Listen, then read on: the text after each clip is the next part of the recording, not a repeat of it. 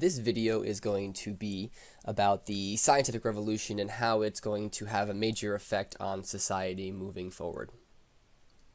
As we've been kind of talking about, before the 1500s, people really looked to the past for knowledge, and when you get the Renaissance, that's going to change everything. It's going to start to change everything anyway, and you're going to have now these scholars and artists kind of beginning to look back to ancient Greece and Rome for their wisdom and what they can draw on for their daily lives. And as we kind of progress further, we are going to now have the Reformation.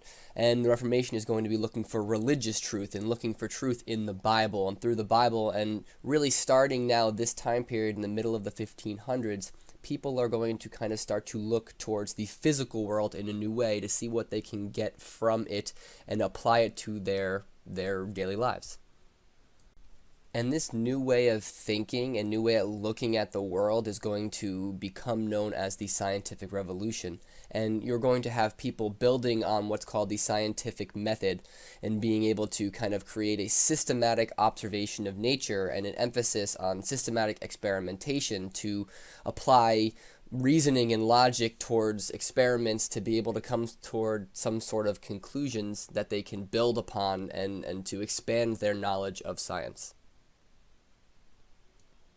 The wonderful thing about knowledge in general, and especially scientific knowledge, is that people in the future are then able to begin to build upon the foundation laid by people in the past.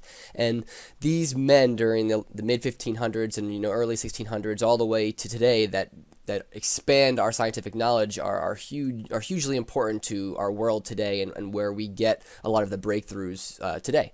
So you're going to have some original pioneers of this scientific revolution, and the first that we are going to be talking about is a man named Nicholas Copernicus. And what he is going to put out there into the universe for his ideas is this whole idea of the heliocentric theory. So let's take a step back quickly for a second. What these people had been thinking of prior to was based off of a man named Ptolemies' Geocentric theory of the universe. And what this basically said is simply that the universe revolves around the Earth, right? So you can see here on this picture that everything kind of revolves around the Earth at the center of the universe. And to the religious community, and particularly in Christianity, believing that God created the Earth and the heavens and all of that stuff, this is it just works for them. They adopt it and they accept this thought as us being the center of the universe, so that people don't really give it too much thought until you get this man named Copernicus. And Copernicus is going to have a very different idea in comparison to Ptolemy. And what Copernicus is going to say is that we in fact actually revolve around the sun, and that the entire solar system actually works around the sun. And this is going to be very drastically different to Ptolemy and the kind of train of thought that the world had up to this point, especially in these Christian areas of the world who have taken to basically thinking that, again, the Earth is the center of the universe, and they like that idea. So this is kind of blasphemy in this world at this point. This really goes against the grain, and really is a completely new level, a new way of thinking about the universe. The next man we're going to briefly be talking about is Johannes Kepler. And what Johannes Kepler discovers is, through his observations, he realizes that the planetary motions around now the sun, building off of Copernicus's theory, is actually elliptical in nature. And this is proven through his mathematics, and that's really important to be able to kind of use the evidence that you see to come to a conclusion. And this kind of usage of the scientific method is really, really important all the way through today. So as you can see here on this picture, that in fact the planets are revolving around the sun in this kind of elliptical motion and not necessarily in a complete even circle, right? And that's important also, but in addition to that, Kepler is actually saying that these planets are more or less in the exact same plane when they are revolving around the sun. So they're not going in all sorts of different directions and things like that. They're all, revolving in the same direction around the sun on this, relatively same plane.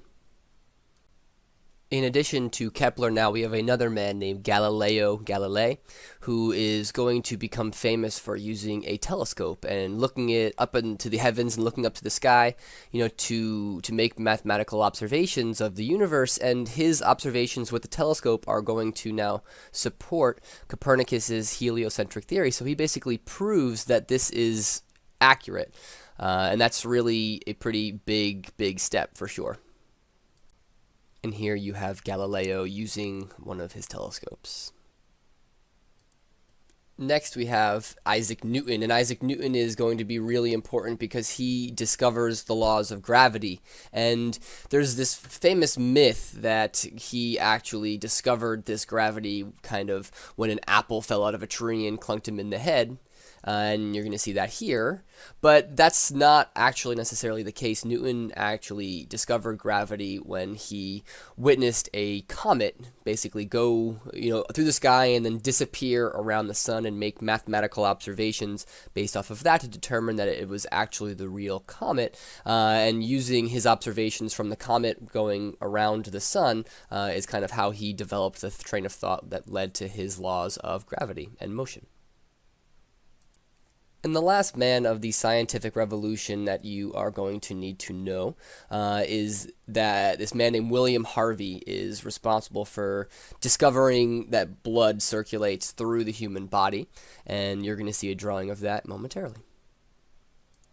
So here you can see some of Harvey's actual drawings on the subject of circulation and the circulatory system. So that's pretty neat just to take a look at those. So that is our quick review on the scientific revolution, and until next time.